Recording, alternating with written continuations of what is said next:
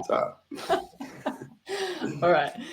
Here we are. We did it. Hey, Dylan, how you doing? I'm very well. Thanks for having me. How are you? Very well. Welcome to the Social Butterfly, everybody. We are doing it a little bit differently this week. We've gone live. We're tuning in, or if you are tuning in, you can find us on YouTube, a couple of different Facebook pages, and also LinkedIn. So it's very good to have you guys here. Today, I'm super lucky to be joined by Dylan, who has been we've been in and out of each other's professional lives for a couple of years now. We met on the Dent program, and then you've come along and done an academy of mine, and here we are having a chat about all things business and athletes. So Dylan, Got there in the end. I'll get the words out. So Dylan is, as we've discussed, and I'm sure he will correct us, is the brains behind Southern Cross Athletics. I'd give Sam Jarrett that title. There is another partner to the crew, and Sam's not with us today, but Dylan is representing Southern Cross Athletics. And just to give Dylan a bit of an intro, he is dedicated to helping athletes score sports scholarships in the US college system. He's all about mentoring young athletes, providing top-notch preparation and guiding them through their entire college experience. His goal is to help them earn a scholarship, but also more importantly, their degrees while they're over there in the US, right? So if you're an aspiring athlete or a sports fan, I'm just curious on how education and sports can come together. This episode's for you. So, hey, Dylan, welcome. Thank you. Great to have you here. You've got a lot going on. Super interesting world that you work in, all on sports scholarships for generally Australians. Generally, yeah, we have worked with a few kids in the UK. I've had a Brazilian client before. But let's be real, Australia's where home is, and that's the majority of our client base. So yeah, in particular, we usually help Australian athletes, student athletes, I should say. So the first question is, how did you get into it? It was an interesting one, right? Like I went through a massive recruiting agency back in the day, and they sent me a letter to my house. I think long gone are the days where lead generation comes through a letter in your house. No, wait, we could open that conversation up. It's still letterbox drops working for a client of ours right now. Oh, really? Okay, there you go. Yeah. What are they doing exactly? They do renos, but they literally letterbox drop and then wait for the calls to come in, and they've just hired a VA to take the call. So there you go. I think I've got a new lead gen idea. I'm just going to go knocking around all the houses here. Here we go. This is what we do. Any kids? Yeah. But yeah, you got a letter? Yeah, got a letter come through the mail saying, "Hey, come have a trial." We send kids to America on sports scholarships. Football was my life growing up. Loved all sports, but the older you get, and you can't spread your wings and do so many sports. You sort of niche yourself into one, right? So football was mine, soccer as I should call it for maybe our American audience. So yeah, got offered to go and have a trial. I didn't really back myself that much. I was kind of going, I'm going to go. I'm probably not going to get picked. Whatever. I'll just go for shits and gigs sort of thing. I remember I went out, had a trial. Kind of, what's the word I'm looking for? Outdid myself. I scored a hat trick in the trial, and I was a bit like, oh, okay, like this is played quite well here. I wouldn't be surprised if I get a call up. And then got a call into basically the recruitment agency invited me to like a serviced office. They sort of pitched me. It was short, it was sweet. Sort of sold me the dream on, hey, come to the US, etc. And it was all well and good, but the time there wasn't a whole lot of information on the front end. I had no idea how long my season was meant to be. I had no idea about accreditation, the different associations in college, etc. I was just a young kid that was like, bang, I'm gonna jump into this head first. So off I went. I only got one scholarship offer, and it was an old school called Tennessee Temple that eventually shut down, which kind of needed to. The facilities were poor. I'll never forget, I got there on my first day and walked out onto the pitch with a load of other English lads that were all in the same boat as me, and we were a bit like, what's this? It was our pitch was like an old car park with like 6 different types of grass growing through it, and we were like, all right, play on, here we are. And throughout my first year, I kept we kept going off and visiting different schools, and we were playing away and, rocking up to all these beautiful campuses. And I'm like, well, the grass really is greener on the other side here. I'm going to go and try and get a transfer. So off I went. I spoke to my coach. He offered me more scholarship money to stay, but I was made up in my head that no, I'm going to go and seek a different experience. So off I went. I was speaking to coaches. I was building my own profile, doing video footage, etc. And I just sort of understood sort of how this game works, what coaches are looking for, what your grades need to be, etc. And eventually I got a transfer to a school called Bryan College, did my extra 3 years there, graduated, had a great football team. I had teammates that signed pro contracts. But whilst I was over there, it was a little, light bulb moment. It was like, hey, I played with so many good kids over here in this country that just didn't know that this pathway existed. Why don't I go home, start my own thing, do things a little bit differently, provide a bit more support, a bit more of a service, and sort of help kids get over there and, have the same experience that I had. I got so much to say around that. Yeah, sorry, I've gone on a bit of a tangent there. I'm trying to make sure my next answers a little. No, not at all. I want to go back to the letterbox drop because how old were you then? I was first year out of high school, so probably 18. Okay. So how old are the people that you're working with now? Depends. We work with kids as early as year 10. So the earliest is probably about 15 to about 19. That's the sort of age range we work with. See, in my brain, when I hear scholarship, I think, high school. Yep. Yeah. So, but you had finished school when you got one. Correct. Yeah. It's all for college. Yeah. University. So you got a scholarship to go to uni to get the degree. Yeah. So 18. All right. Got it. So you've been playing locally and for local teams up until you're 18? Yeah. So I've done a bit of like the National Premier League, like the representative stuff. Gone back to playing park football with my mates. And then before I left, I was playing, it's technically semi-professional. I was playing at UNSW first grade for a year before then heading over, what year was it, 2014. So yeah, almost 10 years ago to the day that I set off and went over to America. It was in the deep south. Oh, so much to ask you about that. The experiences would have been incredible. But I want to get back to, I love the path. So at 18, you get the letter, you go and try out thinking, I'm probably not going to be okay. But where I'm trying to get to is the confidence in you to do that. I wouldn't have had the confidence to do that at 18, right? Yeah. So you were already playing some form of state level or at least a level, and that's where you got the confidence from to go for something like this when the letter came. Yeah, look, if you understand the sporting world throughout the youth space, everyone goes and has trials from like under 10s to under 20s. There's always trials. It's always this time of year as well. So I was very used to going and having a trial for different football clubs, etc. Always struggled with it, performance anxiety, etc. Never fully backed myself. And to be fair, this one I went into just no qualms. Just didn't really care if it came off or not, and probably played with a little bit more freedom, I guess. Yeah, it's funny how that happens. Okay, So then you got selected and you go over. I've got to ask you, what did you study? I did a degree in exercise health science, which I do absolutely nothing with. That's like so much focus on the thing. I thought, what did you study? Imagine if it was like law. Well, if I could have gone back, I would have done something in business. Oh, that's right. It's funny, isn't it? Okay, so you get over there.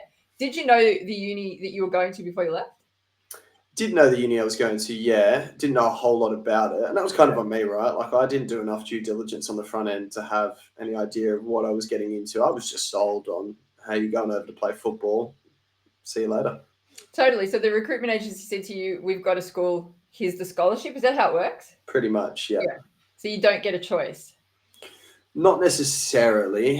Sometimes you get a few different choices. Like, most of the athletes we work with, we try to make sure they've got plenty of options. But at that time, no, that was the only option that I was given. All right. And you get there, 6 styles of grass rather than the grass literally being greener on the other side, probably because there was only one, right, on some of the other fields that you were playing with. Super interesting. So you get there, 18, got British people around you as well, as you said, and you're all like, oh my God. So from there, what was it like? Was it what you thought, besides the grass being different colors? But were you like, okay, this is cool, or oh my god, I want to go back? Like, what was it like getting there with all these people? Look, it was different, right? It was the football side of it was brilliant. So that was the main reason why I was going, right? You get access to full-time coaches, full-time, staff that help you in the athletic training room if you've got any injuries, etc. All your games are televised. You're off, traveling in fancy buses. Sometimes you're staying in hotels the night before game. Like, you get that very professional feel. So that bit I absolutely loved, right? But I grew up in the eastern suburbs of Sydney. When you get thrown into Chattanooga, Tennessee, it's a bit of a culture shock, right? There's churches and fried chicken on every different corner, and you're a bit like, okay, it's definitely not Coogee anymore, put it that way. So Yep. it was different, right? Like, there was definitely an acclimatization period. And I always sort of say that to the kids. I'm like, look, that first year's a little bit tough. It's not home. It's not what you're used to. But if you go in with an open mindset, you'll get a lot out of it, right? Like, I went to a Christian school, so we had to go to chapel 3 times a week, and I'd been to a Catholic high school thinking, yeah, Catholic high school. Yeah, I can go to a Christian school, no dramas. Going to a Catholic high school in the eastern suburbs of Sydney and going to a Christian school in the deep south of America, 2 different kettles of fish. Let me say that. Yeah. For the singing alone, right? I grew up in a Catholic school. The singing alone, right? Oh, mate, there was singing, there was tears, there was hands in the air, mate. You name it. But look, it was great. It was a really good eye opener. It was a good cultural experience for me. I did really enjoy it. But there was that period of, okay, wow, this is how these guys do things, and you kind of got to be accepting of that. Like, you're a visitor in their country. You just got to be accepting of it. Oh, completely. That's what you go there for, right? So Yeah. that it isn't home. Yeah. So then you got to being exposed to coaches, and that whole professional scene would have been incredible, right? So that's what you went there for. Was that what you expected?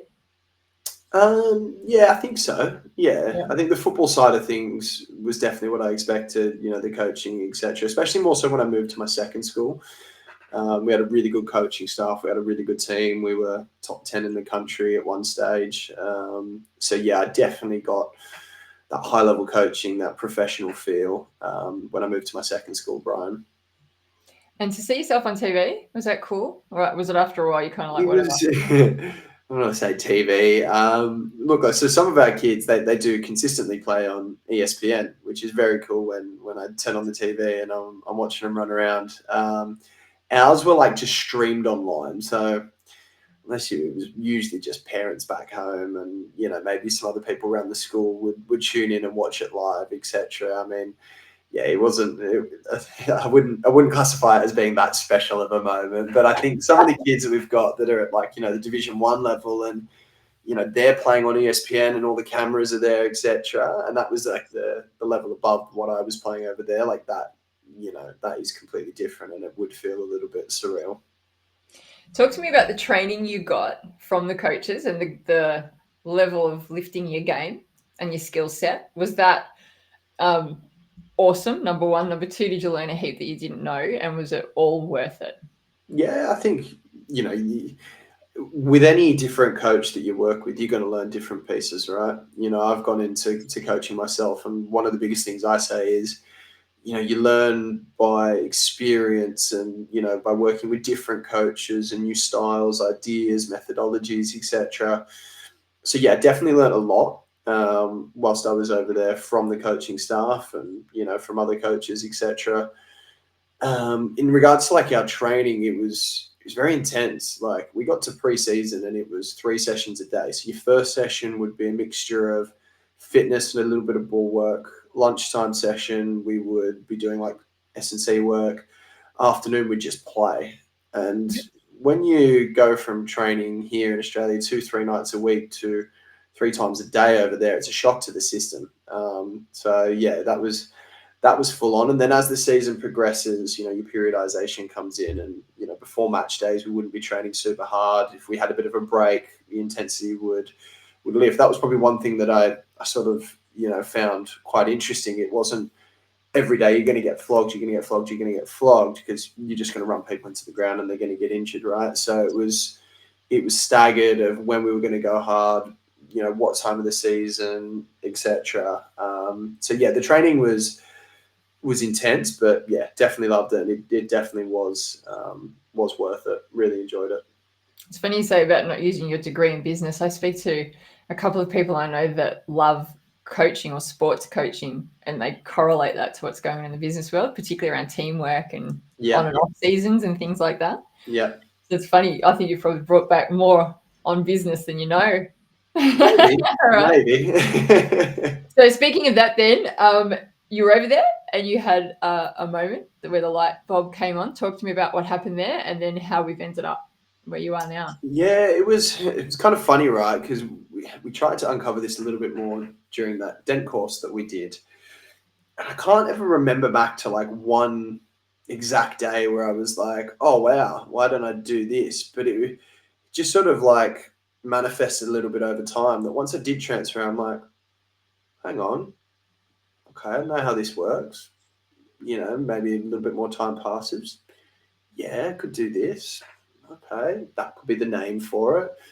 That's how I could reach out to people. This is what I would need to do. And it just sort of, those thoughts just kept building. And I can't remember when or what time exactly, but I definitely remember being at Brian and telling a number of people. I even told my own coach, hey, I want to go home and, start a recruitment agency. Like, what do you think? And he said, what you should be doing at the end of every game is just going up to the opposition coach, shaking their hand, saying, thanks for a great game.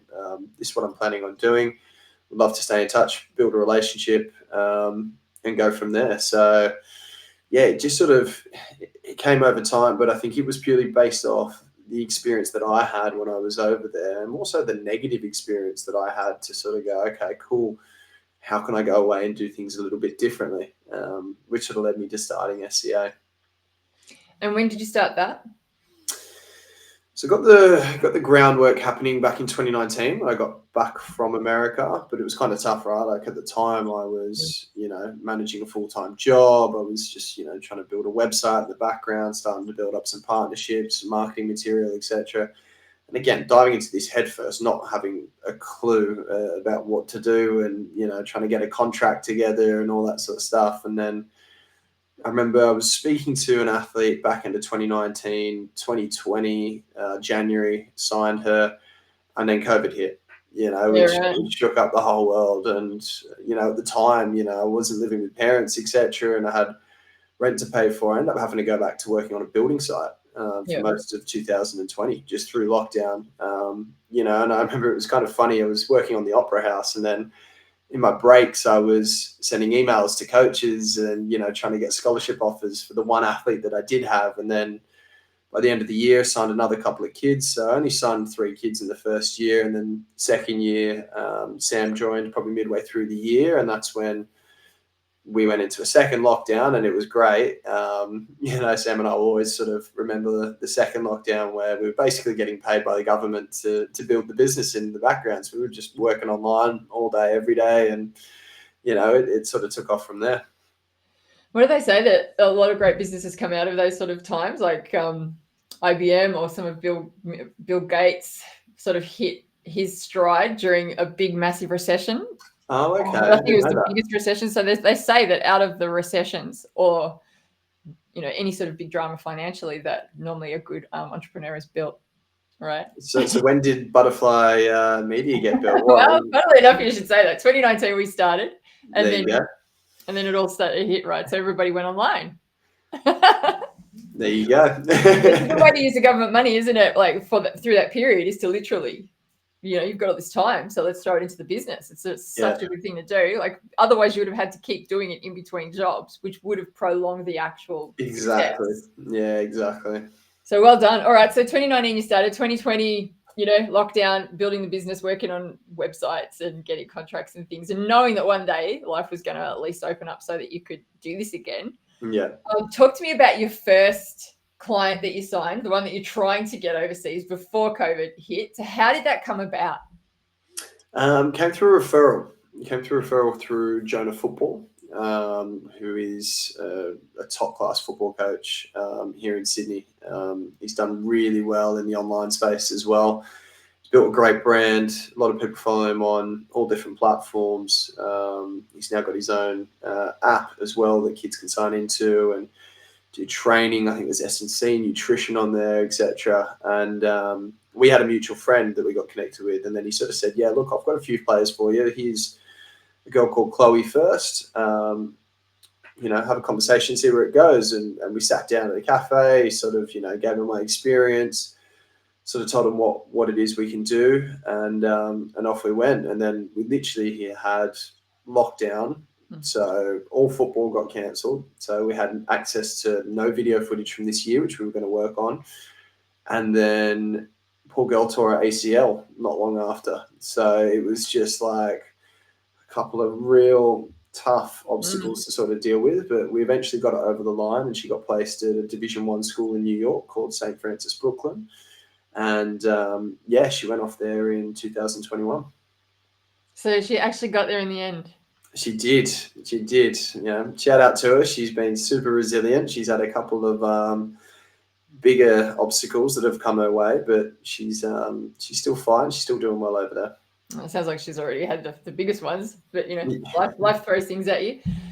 Just on that then, so from her to moving into, say, 2024, well, actually, I'm going to step it back a second. I'm going to say, so between 21 or say 20 to now, you've grown in size of or the number of students that you're helping or people that you're helping, but also a couple of trips back and forth to the US. So my first question is, based on you being there and talking to the coaches at the end of each of your matches and thinking, oh, this could be a good idea, is that how you had enough connections or some strong connections to actually think about doing something like this and able to lean into that network that you met while you were over there? Would that be right? Yeah, but I also just backed myself because I saw when I transferred, all these people have got their contact information plastered all over the line. So if you can back yourself and actually pick up the phone, and call someone and say, hey, this is who I am, this is what I do, you'll see that the results will come from that, So I actually started the business. Yeah, I had a bit of a network, but I knew if I could source good, talented players here, it was going to open up the door to so many more schools. And, since then we've placed a kid in an Ivy League school, for example, and again, it came from just, the parent backing me when I said, look, your son's good enough, give me the opportunity, I will go hunting and let's see what we can get.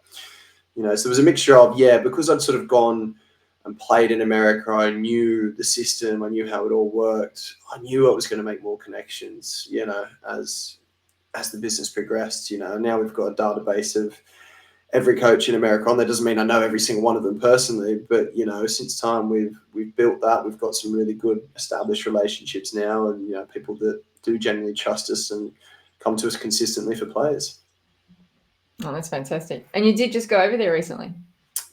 Went over in January. That was great fun. Went to the convention, got to visit a couple of really nice schools, Cal Fullerton, Soka University, and then we're going back again in almost like 3 weeks. 3 weeks on Sunday. Yeah, so we're doing California, we're doing Stanford, we're doing Florida, visiting a number of schools down there, and then up to New York for a couple of days before flying back home. So yes, very much looking forward to going over again and meeting some new people.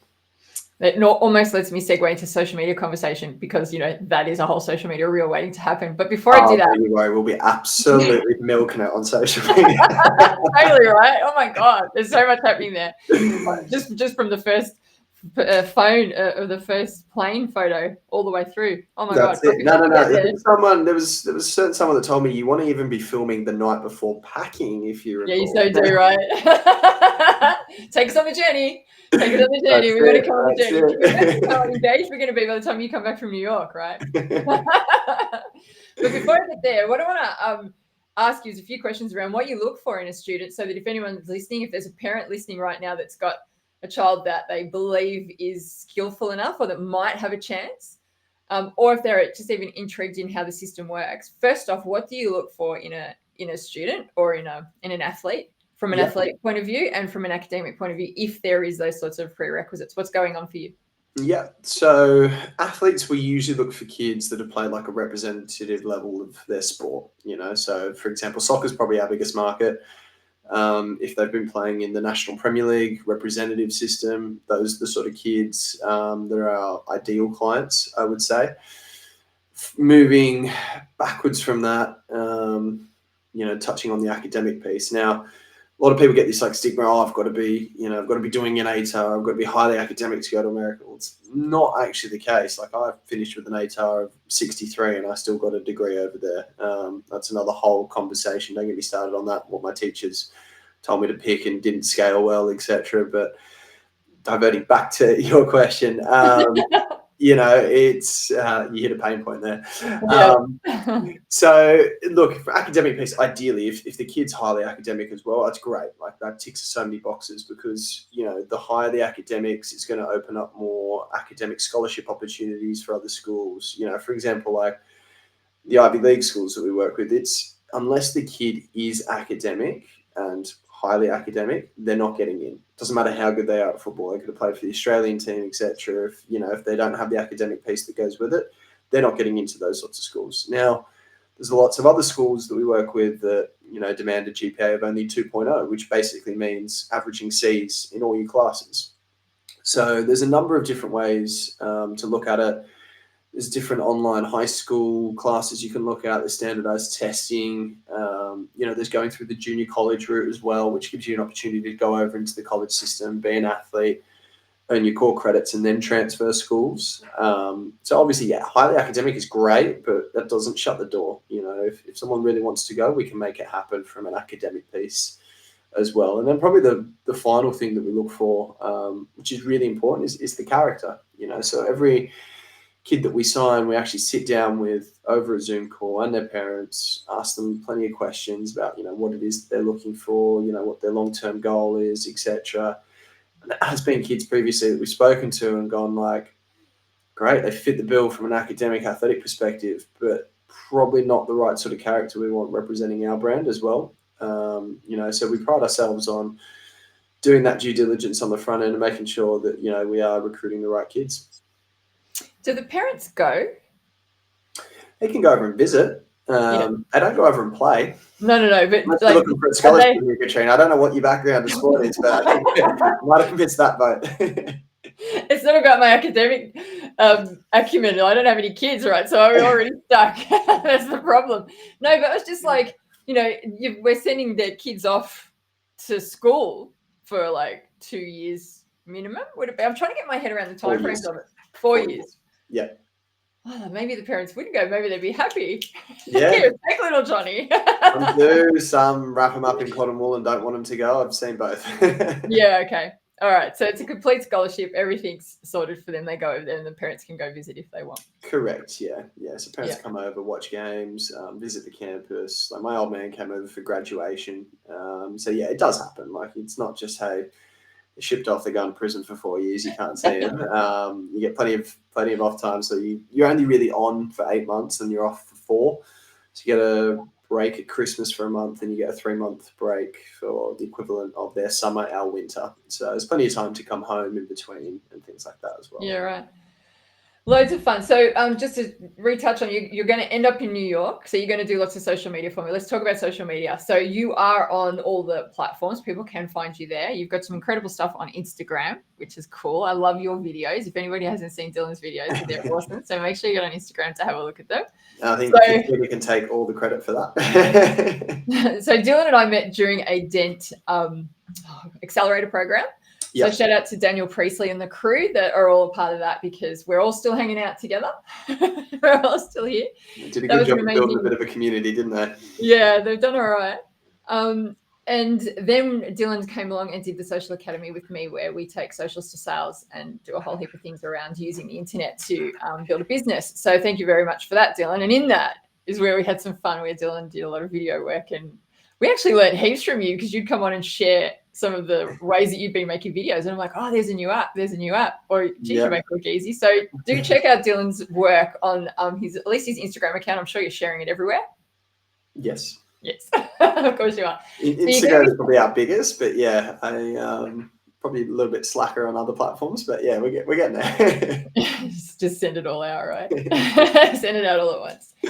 So you are going to take some reels and some video footage and whatnot of while you're away and share it into your stories, so that Definitely, yes, we will be.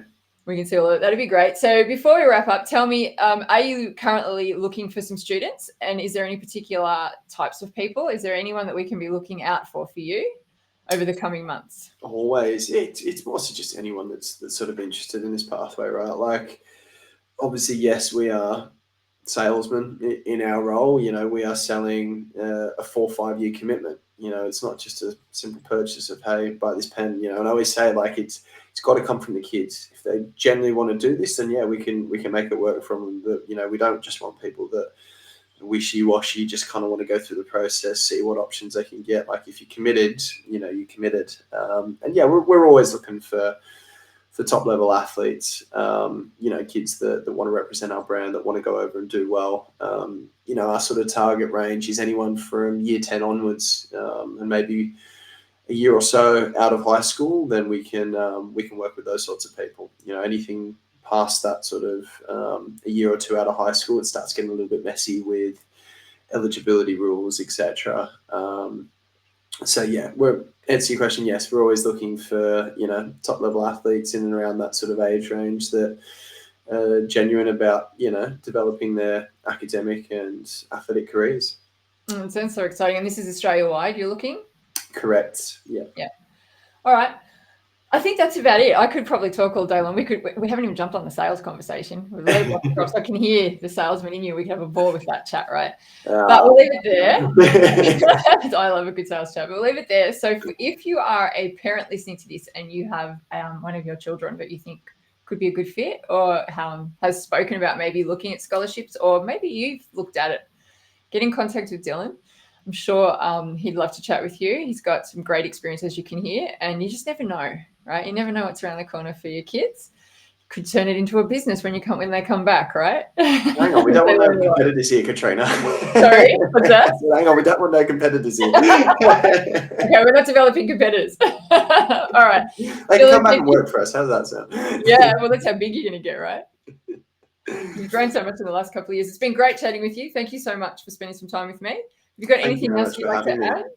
And for anyone that's ever interested, there is a really good social media course by yours truly. I couldn't advise it anymore. It was fantastic. You know, taught us a lot, and I'm thoroughly grateful that you gave us the opportunity to work with you and jump on today. It was great.